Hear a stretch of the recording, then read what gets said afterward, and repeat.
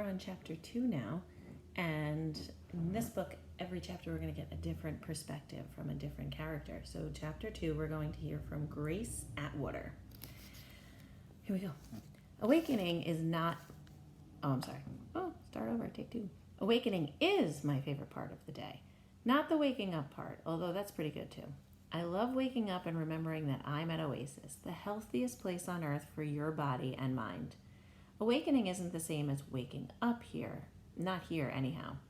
It's the morning routine, a combination of stretching, breathing exercises, yoga, and Tai Chi. Everybody does awakening, but it's especially great for the kids because our awakening pathfinder is none other than Magnus Fellini himself. He's the founder and heart and soul of the Oasis Mind and Body Wellness. This amazing retreat center was all his idea. His dream, really. Only, unlike most dreamers, he had the guts to drop out of the rat race and build his dream into a reality. I'm so lucky that I get to come here with Mom every summer. She's a big fan too. It's like we can finally detox from all the poisons we pick up during ordinary life. And not just the unhealthy food. I'm a vegetarian year-round.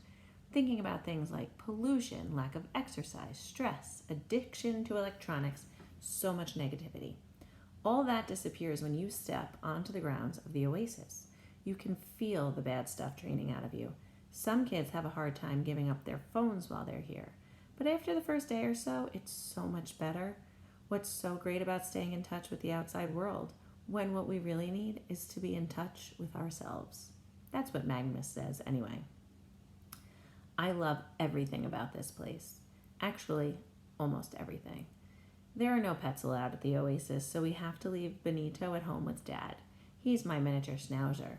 Benito, not Dad. Good thing Dad doesn't come to the center with us, or else Benito would have to go to a kennel, and he'd hate that. He's safe, though. Dad refuses to come with us until the Oasis starts to serve real cheeseburgers, and that's never going to happen. Reach for the treetops, Magnus instructs us in his quiet voice that somehow seems to fill the whole clearing. His fingertips flutter. Feel the negative energy leaving your body. I really can. I love that. Magnus is built like my father, minus the pot belly. His healthy lifestyle has turned him into an ad for this place. Compact and muscular. You can picture him in a suit like the Wall Street executive he used to be. Of course, now he's in a tracksuit. He has one in every color. Today's is magenta. And slowly bring your arms back down to your center. Only Magnus can stretch slowly into an 11-syllable word. And I do, along with the other 12 kids at the Oasis between the ages of 8 and 16. Psst, I hiss at Tyrell Carrington, who's exercising on the yoga mat directly in front of me. More stretching, less scratching. He turns to face me and I can see that his neck and arms are dotted with bright red splotches. I can't help it, he whispers back. I'm so itchy. Did you eat spinach again? I accuse. You know that gives you a rash. I didn't, honest. They switched me to kale and look what it did to me. I broke out in hives. I cluck my sympathy. Poor Tyrell could be the poster boy for calamine lotion, except it turns out he's allergic to that too. He might be allergic to air. I've never seen him when he wasn't digging away at some body part, making it redder and more inflamed. We're down on our mats doing some yoga positions when I first see the new kid. He's about my age. He looks like he's still half asleep, and the half that's awake is really unhappy. In fact, he's barely moving under his own power. It's more like he's being dragged here by his older guy. His dad? No, too young. Older brother, maybe. But if so, a lot older. At least 25. The older one spreads out a mat at the back of our group and the kid crawls up on it like he's trying to take a nap. His companion hauls him upright. The wrestling match is starting to get awkward. Who's that? Tyrell wonders out loud. Whoever it is, I reply in a low voice. He needs this place more than the rest of us put together. You can practically feel the negativity coming off of him. Magnus provides the answer. Ah, our newcomer. I want everyone to welcome Jet. Behold, Jet, we all chorus. He looks at us like we're crazy. The older guy nudges him. Yeah, happy hole to you too, Jet mumbles. Magnus takes us through the rest of the awakening, but I can't concentrate anymore. I keep glancing back at that guy Jet, who's doing everything wrong. He isn't reaching for the treetops. He's barely even reaching. His shorts are on inside out, and his t-shirt isn't even from the Oasis. Instead of be whole, it says Sophie Tuppelman's bat mitzvah. And every time that older guy lets go of him, he drops to the mat and starts fake snoring. Or maybe it's real. I try to ignore him, but it's just so disrespectful. Not just to us in the Oasis, but to Magnus himself, and right to his face. Magnus's sharp eyes are on me. Be whole, Grace. Did we miss our deep breath? I practically sink through the forest floor from humiliation. He's right. I was so distracted by that awful jet person that I neglected my deep breathing, which is the most important part of awakening. Sorry. As always, Magnus is cool about it. No need to be sorry. You just need to be whole. I feel everybody staring at me for the rest of the half hour. I'm usually Magnus's best student, so it hurts that much more. When it's over and Magnus releases us to go to the bath, I wheel on the new kid, who is back on his mat, dozing off again. It's called awakening, I tell him bitterly. You should try it sometime. He opens one eye. I'm awake. Yeah, right, I snort. You're flat on your face when your brother isn't holding you upright. He's not my brother, he yawns. He's my parole officer. The older guy tries to laugh it off. Matt Luganis, he introduces himself, shaking my hand. I'm Jet's companion. Don't listen to him, Jet insists. He's my dog groomer and a part-time scuba diver instructor. Jet, Matt begins warningly. All right, I admit it. He's me from the year 2036, and ever since we invented that time machine, he's been traveling back to make sure our father doesn't disown me, which means the checks will stop coming from the future. Matt rolls his eyes. Your father doesn't do checks. He uses his blockchain technology, Flash Cash. Tyrell scratches his way over. But isn't Flash Cash a Fuego product? His jaw drops. You mean your dad is Vladimir Baranov? Jet gets to his feet. That's the old man. He also invented Cluster Vault, Bite Bolt, Luau, and Kicking Horse Pass. Okay, not the last one. That's a place in Canada. You get used to Jet's sets of humor, Matt says dryly. At least I'm told. I already know everything about Jet that there's to know, and it can be summed up in 3 words. Spoiled, rich kid. Wow, Tyrell enthuses. Your dad is considered the greatest American innovator since Thomas Edison. You guys must be loaded. I elbow him in the midsection. Tyrell shrugs. He knows he's loaded. Everybody uses Fuego. I got enough phone. Jet is suddenly interested. You got a phone? Not on me, Tyrell admits. I had to hand it over when we checked in. No electronics allowed. You see, Matt says to Jet, we're all in the same boat. This isn't some special torture your dad just dreamed up just for you. Don't be a hole, Jet draws his companion. See, I'm starting to get a hang of this place. I see red. It's be whole, and you know it, I exclaim angrily. It's encouragement to live a better life, and you're turning it into something gross. You're right.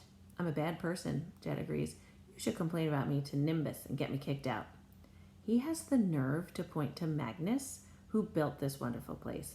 A pampered creep like Jet isn't worthy to add fabric softener to the laundry when Magnus washes his tracksuit. Magnus Fellini, I hiss, is a pathfinder to the Pathfinders, our leader. So, tell him what a jerk I am, he encourages me. Not gonna happen, Jet, Matt informs him solemnly. Take it from your scuba instructor. You're here for the whole 6 weeks. We should get over to the bath, Tyrell puts in. We're already late.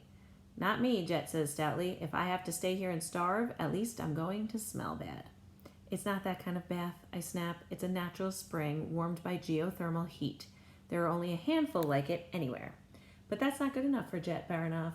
If he wants to experience a great wonder of nature, his dad can just invent one and give it to him for his birthday. He starts bickering with Matt over whether or not he should have to suffer what other people save up for their whole lives to have a chance to experience. I grab Tyrell and we head through the woods towards the bath. Tyrell can't stop peering back over his shoulder in the direction of the argument. I can't believe Jet's dad is Vladimir Baranov. He was named one of the 10 richest people on Earth, you know. Yeah, well then money doesn't care who owns it, I retort. Where does Jet get off? Then he trashes the Oasis? He isn't just insulting Magnus and the other Pathfinders, it's a slap in the face to every single one of us. It's only his first day, Tyrell reminds me. This place takes some time to get used to. When I first got here, I wasn't exactly thrilled either.